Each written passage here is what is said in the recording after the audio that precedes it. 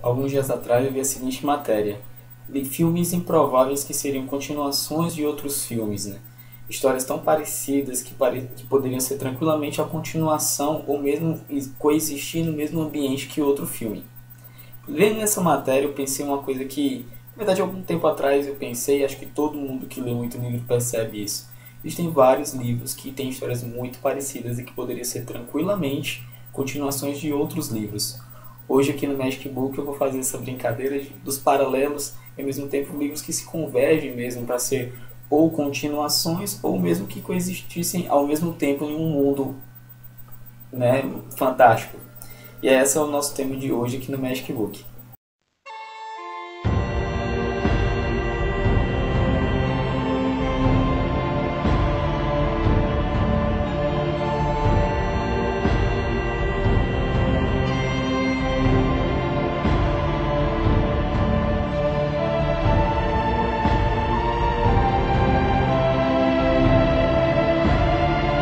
Histórias em comum são coisas totalmente normais.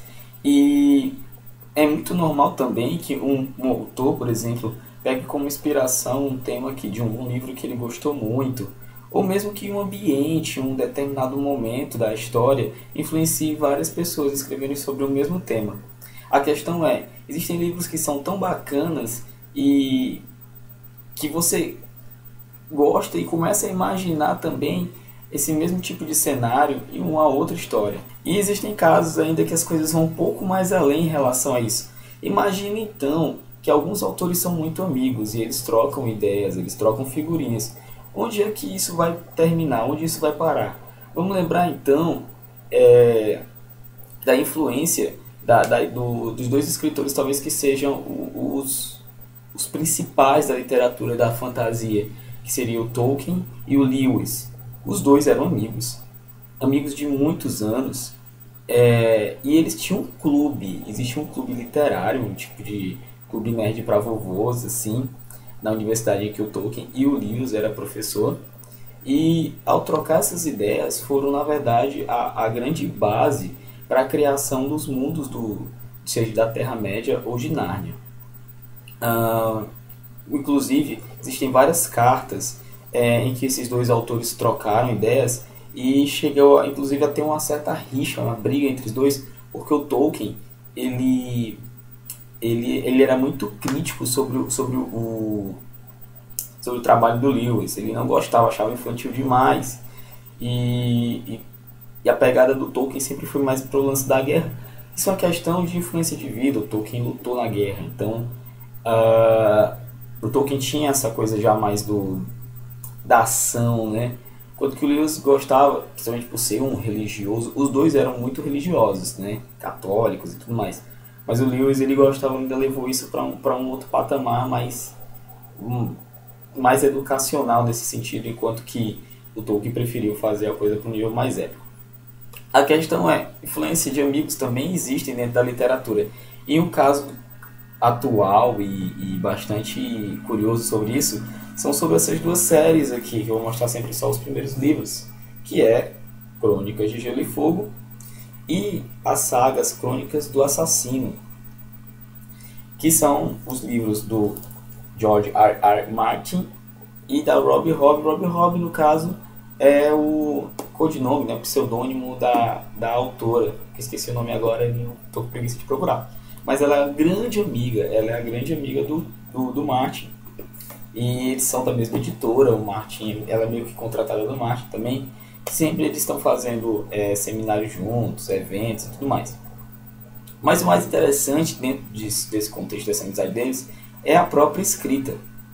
A história, por exemplo, do Aprendiz de Assassino, da Robbie Robb, ela conta então a história de um mundo meio que em construção ainda de reinos bem medievais, bem antigos, e onde o nome das pessoas ainda é muito influenciado por aquilo que elas meio que acreditam que vão existir. Por exemplo, aquele rapaz que a mãe quer que seja rei vai se chamar Majestoso. Aquele rapaz que de alguma maneira o pai acredita que vai ter um domo em ser cavaleiro vai se chamar Cavalaria. E por aí vai. como se fosse meio que a construção das sociedades mais primitivas, onde o nome talvez tenha sido dado principalmente por essa questão, né? Por exemplo, no Japão isso ainda é muito comum, assim, antigamente era o nome dos filhos dado como vento, sol. Você vê, por exemplo, os personagens de anime, eles geralmente têm nomes que tem muito a ver sei lá, os poderes que eles usam, né? Eles sempre usam muito referência, porque o Japão ele ainda tem muito essa ligação, apesar de ser um povo com muita tecnologia, eles ao mesmo tempo eles conseguem ainda manter bastante das tradições. E nesse caso tem isso, então por que eu estou te falando isso? Porque dentro da história de Crônica de Gelo e Fogo, muito antes das histórias que vêm acontecer com Ned Stark e todos os outros personagens, existiram várias eras. Existia uma era chamada Era dos Heróis, onde existiam vários reinos, existiam várias populações que tinham uma mínima organização sobre seus senhores, e com o tempo os Ândalos vieram e conquistaram tudo. É basicamente a história no caso do Aprendiz de Assassino. Existem vários reinozinhos pequenos, alguns são até condados mesmo, e em algum determinado momento, grupos de pessoas com poderes mágicos, ou pelo menos com habilidades muito estranhas, vêm de um outro lado do mar distante e começam a conquistar, a saquear e a conquistar os territórios. Foi basicamente o que os Andals fizeram para que, enfim, se tornasse um dia Westeros. Então, a ligação é muito clara. Não só isso, tem outras coisas que são muito semelhantes. O personagem principal é o Fitz, e é basicamente o Jon Snow, assim, né? Só que o Jon Snow, na verdade, teve uma vida até bem melhor, porque os dois são bastardos de senhores importantes, de homens muito honestos, e, enfim, vão ter muitas semelhanças entre esses personagens, e é inevitável você ler e não pensar que um livro seria meio que a continuação do outro. O que é muito legal, porque os dois livros são muito bacanas, e se você precisa ler alguma coisa, essa grande opção sobre a história do Martin é uma grande opção.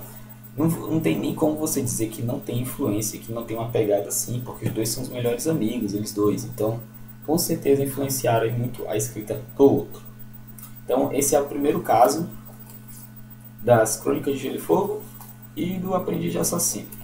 Continuando na história de mundos que se convergem, que tem temas muito parecidos, vou falar para vocês então desses dois livros que são O Trono do Sol e Elantris. Certo? Os dois livros eles vão contar histórias de mundos que são mundos alternativos, obviamente, não são o nosso mundo real, em que a religião ela controla de maneira opressora, de maneira muito intensa a vida das pessoas. Inclusive a forma que você vai trabalhar com o tema que basicamente da fantasia, que é a magia. Nesses dois mundos, a magia ela é encarada principalmente como uma forma de expressão da fé das pessoas. Então, a magia ela é utilizada dessa maneira.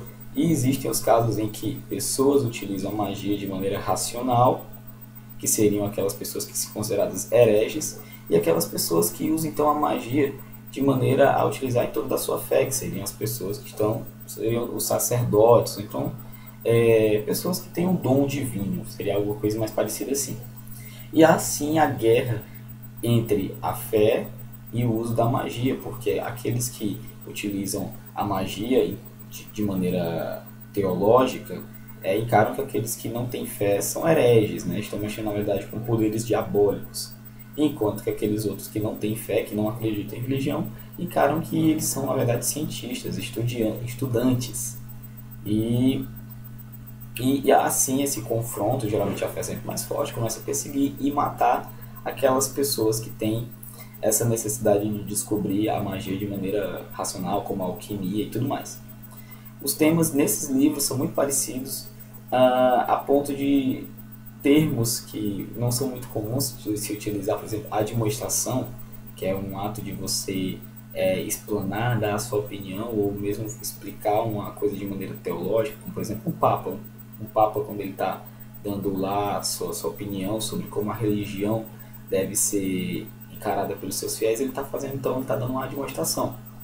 E aí tem esse tema, que é muito pouco usado no nosso mundo, em qualquer tipo de livro, vai ter nesses dois, assim, os personagens também são bem parecidos, a forma que se usa a magia é muito, muito parecida. Então esses dois livros, eles são sim muito próximos, continuações claríssimas, assim, se você poderia encarar. Trono do Sol, do S. L. Ferrill e do Brandon Sanderson. Eram três. Vamos para os próximos. Falando em coisas, então, que influenciam diretamente o mundo, né, sobre esses conceitos aí de fé e tudo mais, vamos falar então de profissões. Algumas profissões são muito parecidas nos livros, outras são até as mesmas.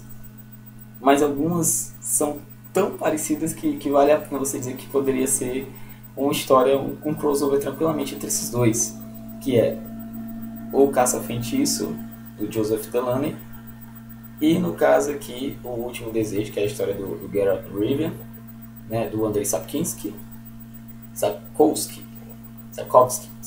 me ensinaram esses dias agora que esse W aqui tem som de V, Sapkowski. Então, os dois são caçadores de monstros, né, o Caça-Feitiço e o Bruxo, porque aqui nessa história do Geralt de Rivia, os bruxos são caçadores de monstros, de demônios, e eles tanto podem matar, quanto eles podem também retirar maldições de pessoas. Basicamente o que os caça-feitiços também fazem.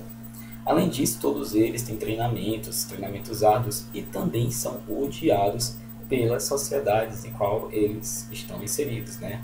O povo medieval encaram que eles são necessários quando não tem mais nenhum tipo de opção, mas sempre que eles fazem o trabalho deles, eles são, na verdade, depois enxotados das cidades, porque encaram que eles são, de alguma maneira, um tipo de gente que mexe com o mal, né? Eu acho isso tema meio ridículo, assim, porque não funciona muito bem, assim, na vida real, assim. As pessoas valorizam um pouco mais. Mas eles sempre conseguem contextualizar bastante, isso daí você consegue entender. Até porque tem uma outra questão também, que o personagem principal do Caça-Feitiço, ele tem lá um pezinho lá na bruxaria também. Então a história dos dois poderia ser tranquilamente feitas no mesmo mundo, seguem coisas muito, muito, muito parecidas.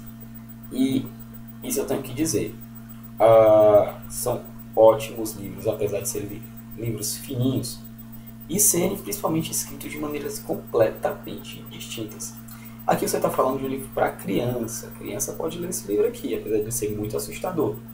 Já esse aqui é um livro adulto, fala muito sobre sexo, tem muita pegada, muito disso daqui, muito palavrão, enquanto que esse aqui não tem. O que é curioso é que, apesar de esse ser um livro adulto e esse ser um livro infanto-juvenil, esse livro é bem mais assustador. No mais, eu acho que os dois são escritos muito bem, mas eu fico com Joseph Delaney se eu tivesse que fazer uma escolha, que não é o caso. Mas os dois são muito parecidos, Geralt of Rivia e, no caso, e o Thomas, né? Então, os dois poderiam tranquilamente coexistir no mesmo mundo e estarem ajudando um ao outro a diminuir o mal no mundo. Ainda sobre mundos que se convergem, que têm coisas a ver uma com a outra, vamos falar então do nosso mundo, o mundo real que a gente vive aqui, coexiste com carros, celulares e tudo mais. E se um dia esse mundo sofresse um tipo de colapso, tipo de destruição total, que tornasse com que a nossa sociedade ela voltasse a tempos medievais, né? A tempos em que a tecnologia, a razão, né, fossem que meio jogados de lado, e o misticismo, né, e aqueles conceitos mais arcaicos de sociedade voltassem à tona. Seria o tema, então, desses 3 livros aqui. O primeiro seria a base disso, seria a Espada de Shannara. A Espada de Shannara, ela é uma grande homenagem à história do Senhor dos Anéis, e ao mesmo tempo uma roupagem diferente. Por quê? Esse livro foi escrito na década de 70, em que havia sim um grande temor de uma guerra nuclear entre os Estados Unidos, até então uma grande potência do mundo, junto com a União Soviética. E esse livro ele vai falar de um tema muito interessante, que é a construção do mundo através de uma catástrofe nuclear. O mundo então sofreu uma grande guerra nuclear, onde tudo foi destruído, e o que sobrou, na verdade, foi o básico do básico do básico da sobrevivência. Com o tempo, os seres humanos foram cada um para um lado, os que sobreviveram a essa catástrofe nuclear, que a maioria morreu, e aí aqueles que foram para um determinado lugar tornaram-se elfos, outros que foram para um determinado lugar evoluíram e se tornaram anões, e assim por diante. E o que é muito interessante, o que explica de certa forma toda a história do contexto RPGístico, porque tem tantas raças humanídeas, né? Hominídeas, no caso. E é uma ideia muito legal. Esse aqui é um dos livros clássicos da literatura, né? Mostrar mais uma vez para vocês. Saiu aqui pela saída de emergência. E agora vai ter a série da MTV, viu? O Terry Brooks, que eu acompanho bastante ele pela internet, ele já está bastante adiantado em relação a isso. Eu acho que até o final desse ano, o ano que vem, já está saindo uma série sobre a Espada de Shannara. Então esse mundo foi destruído, né? Então nós voltamos para períodos imemoriáveis, assim, medievais. E aí você vai falar, então vai encontrar este livro que vai pegar você de jeito. Por quê? Porque esse livro também fala sobre isso, né? Um mundo em que é completamente medieval, não tenho o que dizer, e que ao longo da história você vai descobrir que tem sim muita influência do nosso mundo atual. Ou seja, parece ser medieval, mas provavelmente é no futuro. Talvez seja no futuro, talvez seja paralelo ao nosso mundo. Você vai ter que ler para saber. Esse livro, que é o Prince of Thorns, que é escrito de maneira magistral pelo meu grande ídolo Mark Lawrence, um cara que escreve muito, uma das pessoas mais bacanas que existem no mundo literário.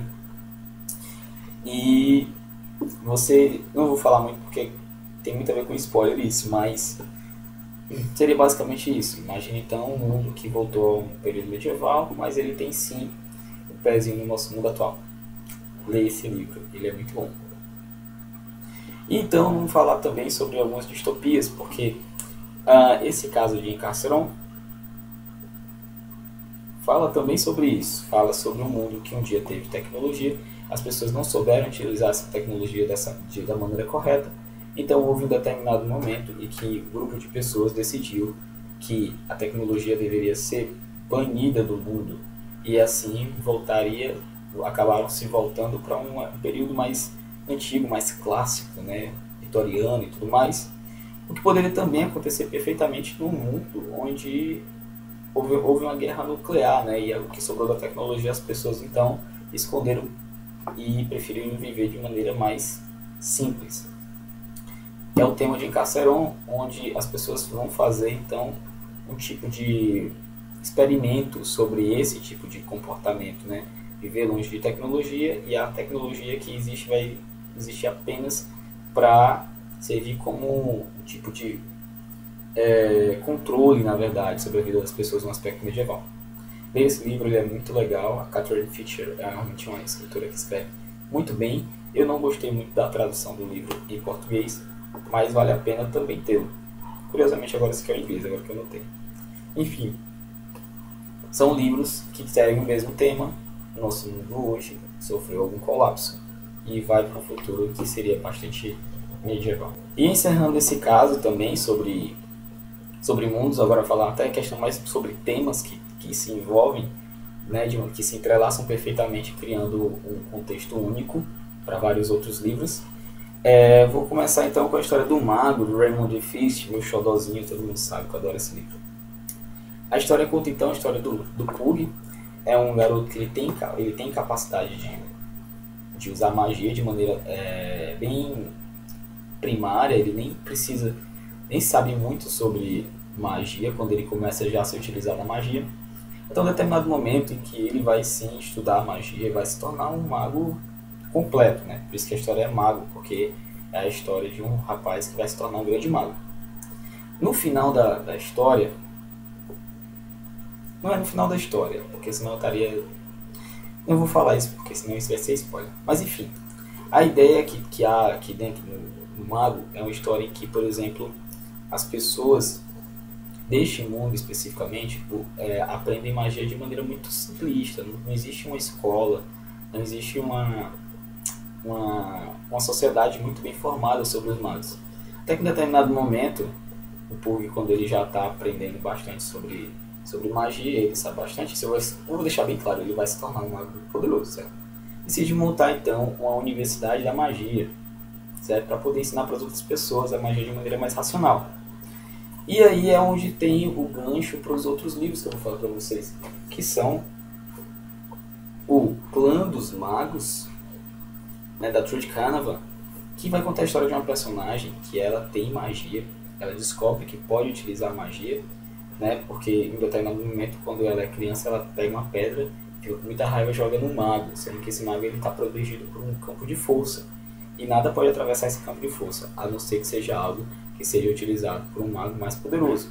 Então essa pedra atravessa esse campo de força e acerta esse mago. Ao acertar esse mago, os outros magos que estão ao redor percebem que existe uma plebeia, uma menina que vive nas ruas, que tem poderes mágicos. Vamos pegá-la e vamos educá-la para que ela possa utilizar essa magia da maneira correta e depois não venha até algum tipo de colapso. Por quê? Porque a magia, quando ela desperta, se ela não for controlada, se você não aprende a controlar ela, você vai explodir a magia. Você perde controle sobre ela e você começa a pensar uma coisa, aquela coisa acontece, você começa a tocar uma coisa pode pegar fogo, e aí enfim você acaba se tornando um tipo de bomba viva, né? Por aí até o ponto que você vai explodir. E aí eles vão levá-la para a universidade, que é na verdade o lugar onde os magos se reúnem e educam as suas crianças desde pequena, já em conceitos mágicos bem aprofundados. Esse livro fala bastante disso. Esse livro fala muito sobre magia. Se você um dia quiser aprender assim, conceitos filosóficos sobre magia, você tem que ler esse aqui. Se você quiser aprender conceitos práticos sobre magia, como seria possível utilizar magia, tem esse livro aqui.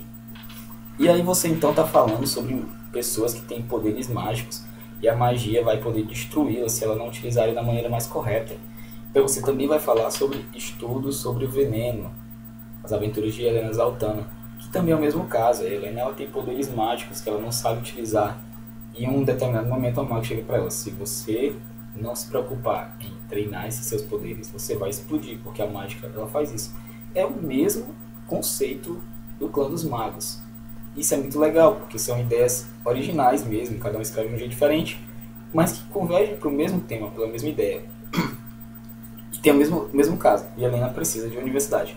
A questão é que nesse caso aqui não tem uma universidade, mas o conceito de magia é o mesmo. E falando em universidade, talvez a gente fale sobre o livro mais famoso sobre a Universidade da Magia, né? Não é a Escola da Magia do Harry Potter, né? Que essa aí sim é a mais famosa, mas a Universidade da Magia, que é a história do Nome do Vento, do nosso Patrick Rothfuss, né? Das Crônicas do Matador de Rei. E basicamente a história do livro vai contar boa parte da história do Kvothe, que é o personagem principal, dentro da Universidade da Magia. E é muito, muito, muito semelhante aos conceitos também de magia que vai haver na Universidade da Trude Canavan, né? E os conceitos filosóficos que são abordados inicialmente lá no Mago do Raymond Difícil. Então, são histórias muito, muito, muito interligadas. Elas estão totalmente interligadas, principalmente com o seu tema principal, eu diria até que é a magia. E essas são então algumas correlações que eu fiz hoje aqui sobre livros e sobre histórias. Eu espero que vocês tenham gostado. Caso vocês tenham alguma dúvida ou discordem, tem sempre aqui o espaço dos comentários aqui, né? Quem gostou, curte, compartilha se possível. Eu queria agradecer a galera da Livraria Cultura daqui de Fortaleza que me convidou e eu aceitei. Na verdade, eu me dispus e eles me aceitaram, enfim, a fazer parte do grupo de blogueiros da Livraria Cultura. E estou muito feliz também com essa efervescência da literatura. Tem acontecido muitos eventos aqui na cidade, ao longo do país também, né? Próximo capítulo provavelmente eu vou falar, capítulo é ótimo, né? Próximo vídeo provavelmente eu vou falar sobre as adaptações, seja para filme ou para série, principalmente dos livros que que eu tenho falado aqui algumas vezes. E logo vai sair coisa boa também na TV. Então é isso, pessoal. Agradeço a atenção de vocês. Grande abraço. Valeu.